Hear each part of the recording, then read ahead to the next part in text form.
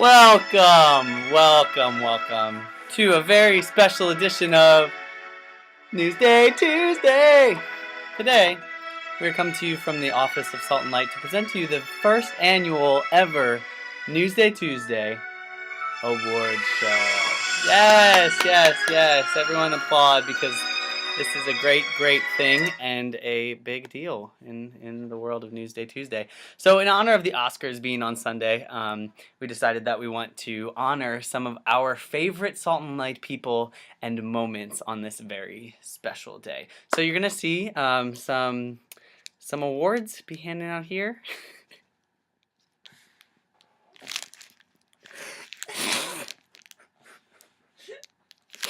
And our first award and category is Best Newsday Tuesday Cameo Appearance. Now, if you've been following Newsday Tuesday for the past few weeks, you've known that there are a lot of people that have cameoed on this web series, and a lot of really good people. So the nominees for Best Newsday Tuesday Cameo are Leanne Shear, who usurped my Newsday Tuesday and posted it before I could even know it was happening. Shannon and David, who are my friends who sang with me in the Newsday Tuesday in the snow. Christy and Chris. Christy mostly because she threw a folding chair, so that was a good cameo. And lastly, but not least, our last nominee is CB, who wore a fuzzy thing on her head for her cameo. So lots of good choices. But the winner is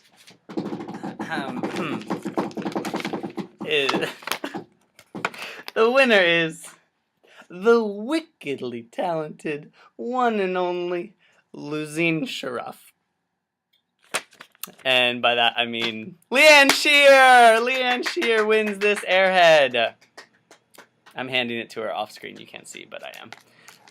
Thank you, Leanne, for taking over Newsday Tuesday and promising that I would have a mohawk. You're great. Our next presenter needs no introduction.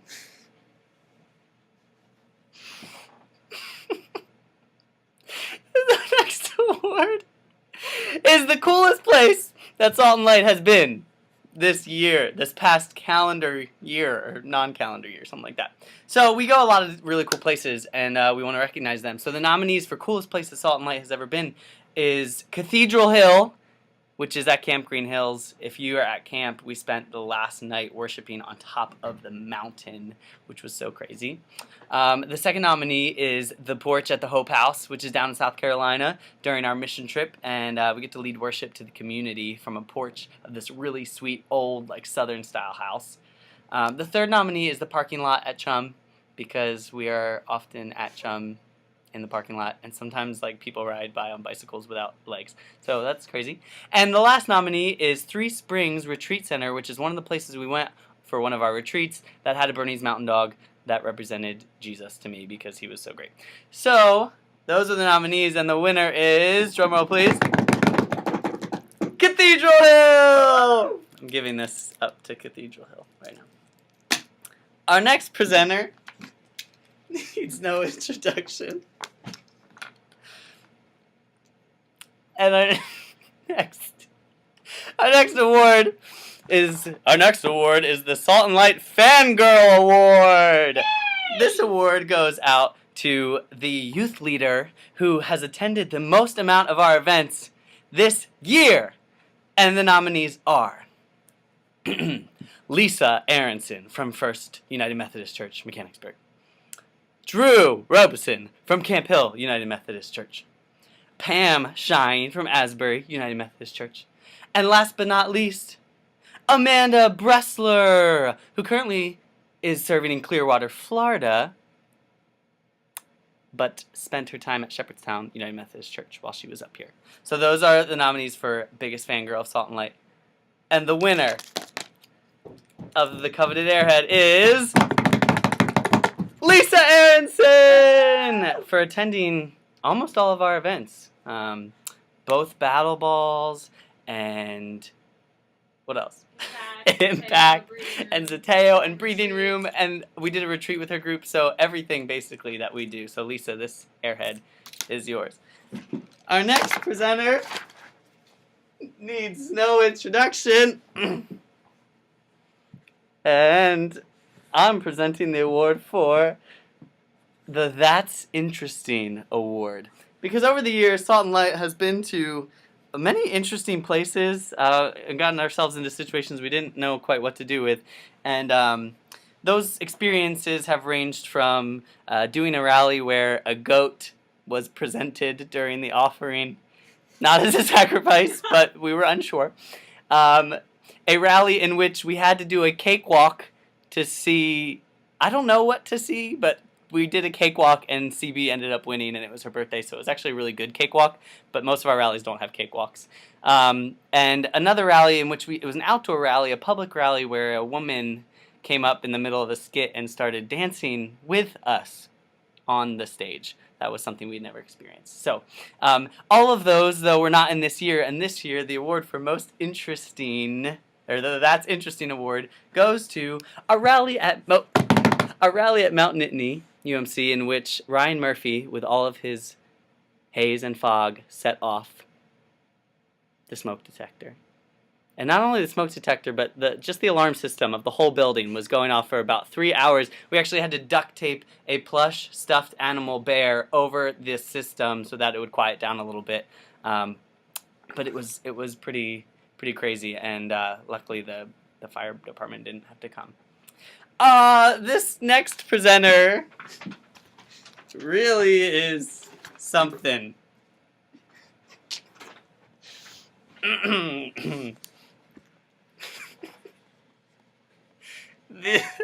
This award is the is the Behind the Scenes Award, which is awarded to the Salt and Light team member who has done so much work behind the scenes that we have to give them credit in this very special way. So please, presenter, if you could hold this award.